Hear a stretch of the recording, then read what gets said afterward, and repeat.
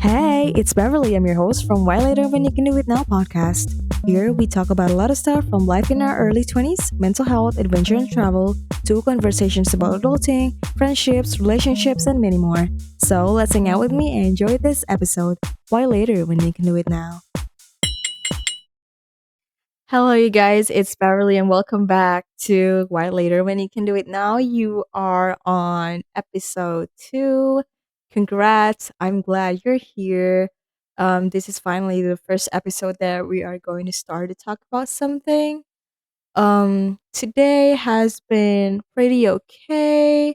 I worked overtime and then I slept at like 9 a.m. to like 4 p.m. and then I went to get Korean barbecue with my boyfriend. And yeah, that's basically our lunch slash breakfast.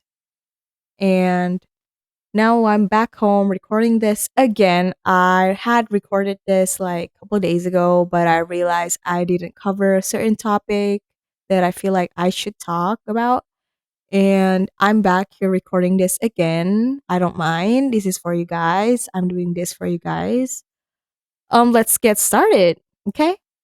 Before we further get into this topic, I just want you guys to just relax with me for a couple of minutes, grab a coffee, your tea, or breakfast, or clean your house, walk your dog while listening to this podcast is gonna be great because it's gonna be, it saves your time. You don't have to like wait till you get home to listen. You can do anything, anywhere, and you listen to this podcast, I promise you'll get something out from it. So I just want you guys to listen to this podcast while not wasting your time throughout the day. I just want you guys to do your regular routine and listen to this podcast at the same time. Okay? Today we're going to talk about vulnerability and oversharing. I think that's a splendid topic to talk about, especially opening this series. This is the first episode that we're talking about something. If you haven't listened to the first episode, it's basically just an introduction throughout the whole um, series. What are we going to talk about? Or also what you're going to expect from this series. What type of conversations are you expecting? And yeah, those are basically it. That's the first episode. Go check that out if you haven't. And so it will further give you more understanding how this podcast works. I feel like I talk too much, but let's just get into it. Vulnerability and oversharing. Okay, almost in every relationship that I have been to, whether it comes making friends or romantic relationships, I have been pretty vulnerable to a friend or my significant other. I don't do this in every relationship though, only those that I have built a genuine connection with. It often takes time for me to earn trust from a partner. Gaining a trust means when I'm being vulnerable, I am confident that he or she will listen, understand, and give me an honest feedback. For example, I may talk about a childhood trauma or past relationship trauma to a friend or a partner. I did that because I wanted my partner or my friend to understand why I may act a certain way in different scenarios.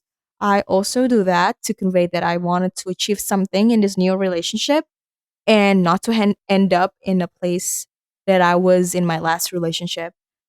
For example, also because I have experienced failure in the past relationship, I want this new relationship to work out through communication. We will also talk about oversharing in the later part of this episode, which plays a big part of this podcast, obviously. Let's start with the definition of being vulnerable. The first definition of being vulnerable that I found on the internet is that being vulnerable is when you openly share your emotions, thoughts, and beliefs with people that you may think are worthy enough to hear. Here's another definition that I found. Being vulnerable means being weak and without protection, with the result that they are easily hurt physically or emotionally. Okay. I agree with the first definition. However, I do not completely agree with the second definition. Being vulnerable does not always mean that one is weak or easily hurt, because we tend to do that when we want to build more connections in that relationship, right? So that doesn't mean you are easily hurt physically or emotionally. We may notice that some people tend to become more vulnerable than others. Some people prefer to disclose any information about themselves and are more uncomfortable when sharing it with others. I saw an article that shows that some people are more vulnerable than others because of the genetics that have been passed from their parents. So, if your parents have often share their feelings with others, then their kids will do the same. This is what the study basically says. However, I don't think that applies to all families. Some parents share the minimum amount of information about themselves, and their kids end up being the opposite way when communicating. Like, I wouldn't say it's me. I mean, I feel like my parents do share stuff to others because, I mean, they're a religious person and we often had those devotions at homes, and we often share our experience throughout the week, what we have felt. So my parents aren't too close, but they're not too open either. But for me, I feel like I'm a very open person. People become vulnerable can be caused by certain reasons. It includes isolation, meaning one wants to be heard and understood because they have nobody to talk to, or perhaps other reasons may include social and cultural expectations and influences.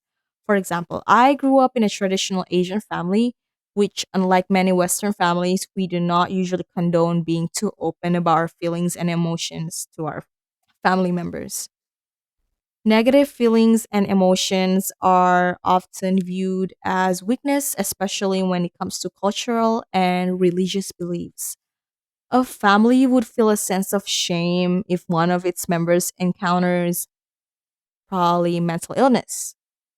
Of course, this does not apply to every Asian family. I'm not speaking from their behalf, but at least this happens around my family or my friend's family, my neighbor's family.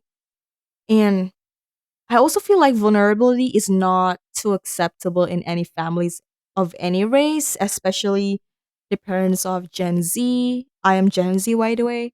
I think our generation is the one of the first generations that encountered the hardship of oversharing, because we are told that we are told by our parents that they have been through a lot more hardship during the years that they grew up, right?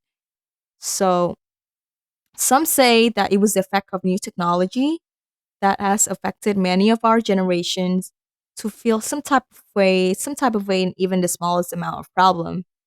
So I read an article about a study. I wish I could recall the scientist that did that study, honestly. I wanted to provide you guys a credible source, but the study stated that starting from Generation Z, we are becoming more sensitive to certain problems due to economic factors and many other factors. But what surprises me is that the study stated that our amount of stress is the same amount of stress that people had during the World War era. So, yeah, I think that was just crazy, and I don't want to talk about untrue, non-credible information, because for me personally, I still cannot fully believe what I am going through now is comparable to the years of World War. I mean, it is a world war. Many fought and many lost their loved ones. While I'm here only frustrated about, example, about school or lack of food at home, which are easily fixable, those are easily fixables, and I can't compare my problems to people that experience the hardships during the World War era. Okay, my point here is that there must be some sort of factors that contributes to the members of our generation feeling unfulfilled most of the time. We complain more as we grow, right? Let's be honest. let's go back to talking about how I grew up. So I don't really share too much about my problems with my family up until I moved back to the States. So again, I was born here. I grew up in another country in Southeast Asia, and I came back here like about 4 years ago. You can still hear my a little of my accent. Okay, the faster paced lifestyle here, and faster paced lifestyle here has become my ultimate source of health stressors. And I've been very emotional to a place where I felt like I was weaker than I actually thought. This has affected my emotional well being and my physical well being. I have gotten sick and I have taken meds, and I also have taken lots of like abuse of substance. I'm not gonna lie, I have abused numbers of substance before I was even 21 years old because I was, I couldn't control myself, and I was just in my lowest point of my life going back here without my parents, and I had to survive ourselves with my sister basically. Well, basically we were born here, but we felt like we were just newly immigrant, and it was hard. Everybody knows it's hard to become someone new in a new place and basically living a new life, leaving all our past life behind, leaving our friends, leaving our loved ones behind, and starting all over again. When I heard that being open is quite acceptable here, I started becoming vulnerable to people around me. And I was enlightened when I heard that mental health resources are available anywhere and are easily accessible. Okay, meanwhile, where I grew up in, going to a psychologist or a counselor may not look good on you due to, again, social expectations. People will say, like, you gotta be strong. Why are you so lemah or weak? Go to church and pray. Or people will say, don't say anything, or else people will think that we are not raising you right. That's true, right? I feel like that's what people would say. Those are the social norms, social expectations that are pressured upon us, and we just have to shut our mouth. We can't say anything about how we feel. I mean, meanwhile here, people visit their therapist every week if they can afford it, and then you can do it in person or online, which are very very easily accessible. It is a thing here, going to therapist or counselor, and a lot of people do that. Not everyone, but a lot of people you do that. And you can go to church, you can be religious, you can go to church, temple, or mosque, and still go to therapists at the same time. It's not a problem at all. And there's so many religious therapists or counselor if one prefers.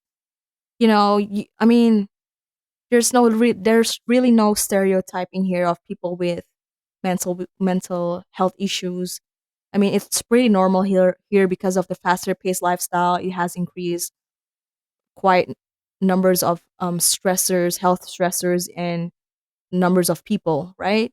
I also perhaps also have made a mistake during this journey of emotional disaster. I started becoming more vulnerable to people that I just met for like a month or two, and often they push me away because we don't share the same values in terms of building connections through vulnerability.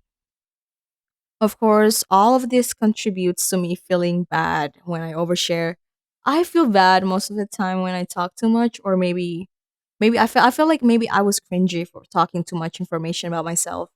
I often hated myself for doing that, not gonna lie. Here's a story I want to tell you guys how I started becoming vulnerable. This may be triggering for some, and this triggers me the most because I honestly hated remembering this event. This event. I hated it, but here we go. This one time I was in high school, maybe around the age of 16 or 17. I had a really bad day. Not sure what happened, can't really remember. Probably something happened at home. But it was just a bad day, and I was feeling so down during class. That same bad day, I was bullied by a person, and until this day, I still can't get over how deeply I was hurt. I didn't go to school for days after that happened, and I was just crying and crying up until my parents reached me out and asked me what was up with me. I just told you guys earlier that I don't usually share my feelings and emotions to my parents. when I used to live with them. When this happened, I had to force myself to open up to them because they were truly concerned, right? They're my parents. They never see me crying and look so depressed before. I never saw myself either that way. I mean, I never saw myself crying and like so deeply emotional, like that state of mental breakdown. I never saw myself. I was just 17, and it was just brutal. And I think that was one of my first ever mental breakdown. And I actually didn't expect that they would heard that I would hear and understand me, but they did. However, guys, I did feel like it was hard for me to convince. Okay, before I can continue, I just want to tell you guys that I don't care if they're listening to this or not.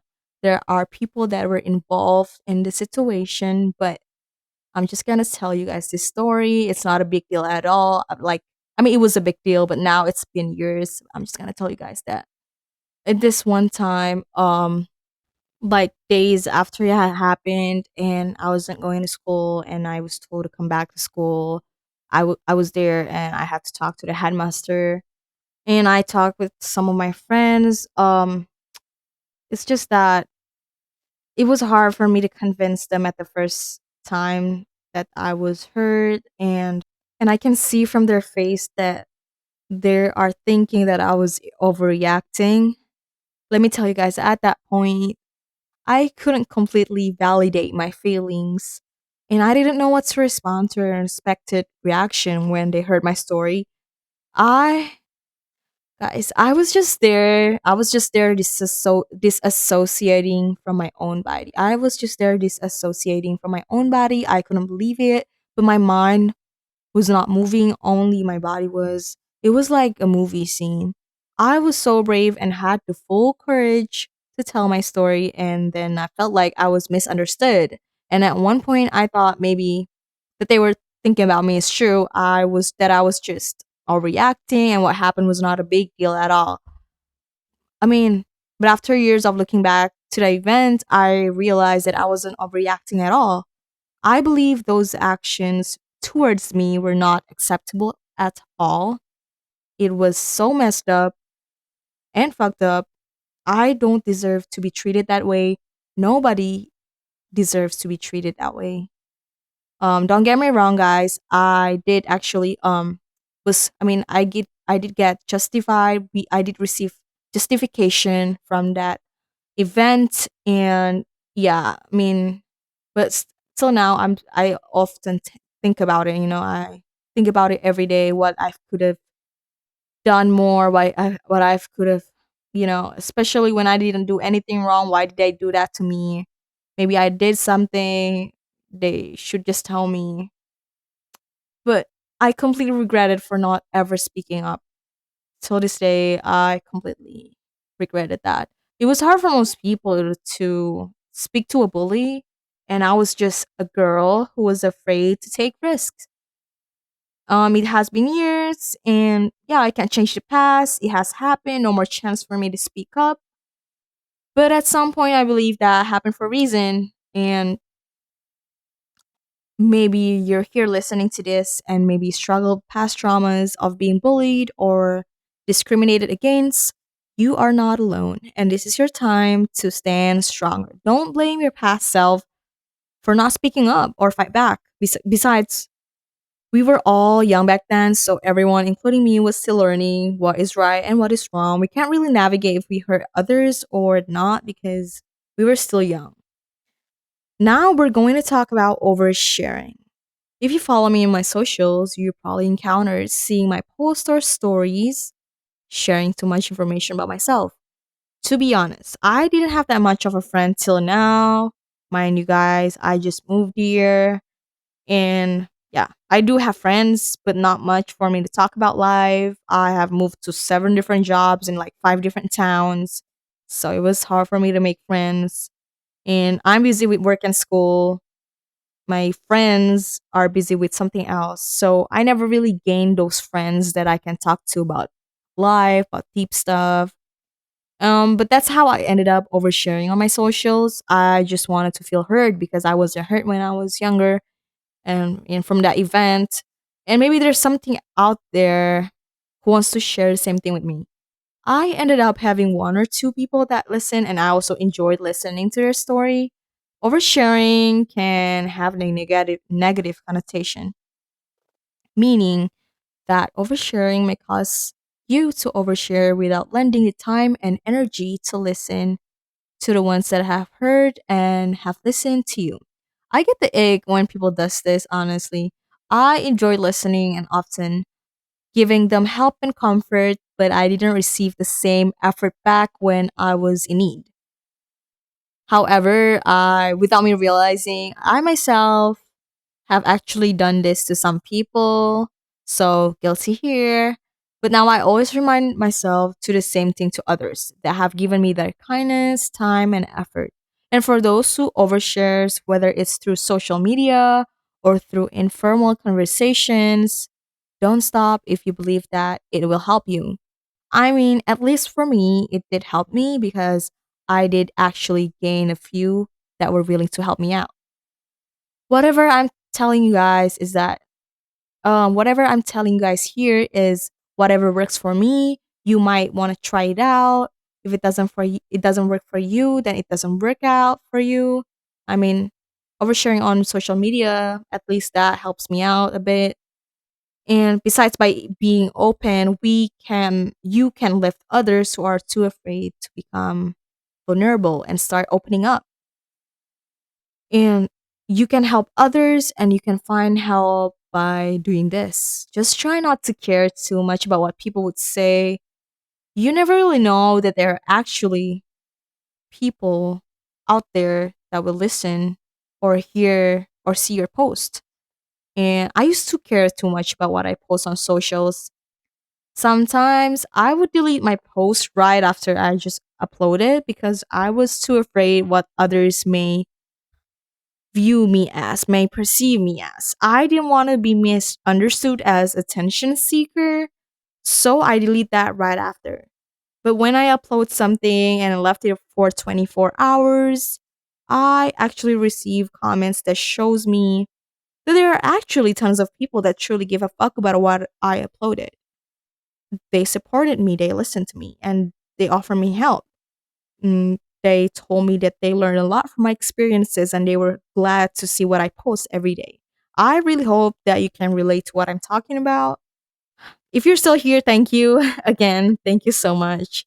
I know this conversation is not the fun part. I mean, I told you guys in the first episode we're not going to talk about deep stuff all the time. We're going to have fun. This episode is just meant to be deep. And yeah, let's continue. If you're struggling on whether to share your emotions and feelings to others, remember that you are not alone. You have to accept that sometimes you do need help. You can't always rely on yourself. It is okay to ask for help. Okay, if you're a believer like me, I become vulnerable to the higher power that I believe in. I pray. You don't have to share your feelings to others. You can pray and become vulnerable and ask help to whoever you believe in. When it comes to sharing your personal feelings with others, you are strengthening the connection in your community. And when you're sharing your feelings towards your higher power or God, for example, you are strengthening your connection with Him too. And let me tell you guys that you are who you are and don't ever change yourself to please others. Let me tell you guys again. Don't ever change yourself to please others. You are your own priority and you should not change that at all. Anyways, the second episode is the first episode that I started talking about certain topic, which is vulnerability and oversharing, because this podcast obviously is me talking to myself on a microphone, oversharing a little too much of my stories and experiences, hoping that others can relate and gain something from it. My aim is to help others that can relate to this overall survival conversations. I would actually love to hear stories, experiences, anything that you want to talk about. If you need someone to listen to, honestly, Let me tell you guys this. Everything starts from your family. Start opening up maybe to your siblings first, then your parents. Anything you felt, anything you want to say, anything you feel about the family, anything you want to let it out. You got to try, at least you got to try cuz you never know that maybe they truly cares about you and they truly care about what you feel. Besides, why later when you can do it now? If you can't do that yet, I'm here and you can talk to me about anything. I'll give you the best that I can, listening, and probably give you comfort and help. Well, anything that I can offer you, I'll do it. And guys, I just want to tell you guys again that your support system should start from your family. That's the best advice that I could give. I never thought that opening up to my parents will be a great idea until I had to force myself. I have to put myself in a place where I had my full courage and speak up. And even though I was sobbing, like so uglily sobbing, I had to tell them because they were concerned. Your parents do love you, and I know it's not easy. I know you guys might be telling me like it's easy for you, Beverly, to say that. My parents would whoop my ass if I ever open up, and it's not really ethical to talk about some deep stuff in a family dinner. It's not a thing here in this family. I don't think that's a great idea. But I'll tell you guys again that your support system should start first from your family, and you gotta try before you start exploring other options. I know you guys would be more vulnerable to your boyfriend, your girlfriend, and your other friends, but you wouldn't be able to be vulnerable to your parents. Which, in fact, your parents should know your problem first because you are their child and they should care about you.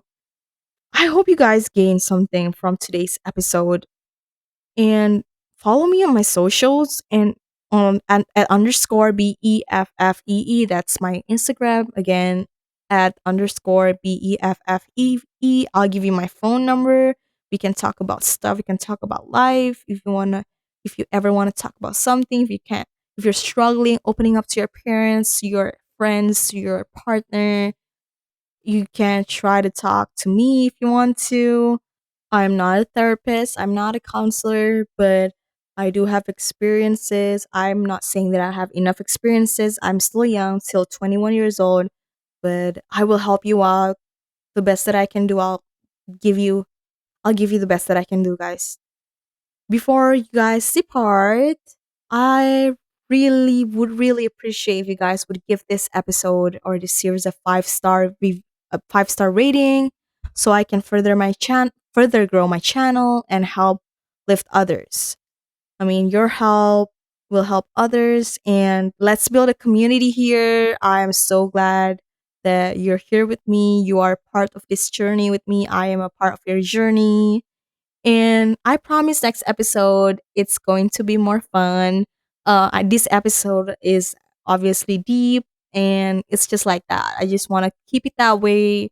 But yeah, guys, thank you again for listening, for staying up till the end of this episode. I will see you guys next time. Promise me, I'll see you guys, okay? Bye. Love y'all.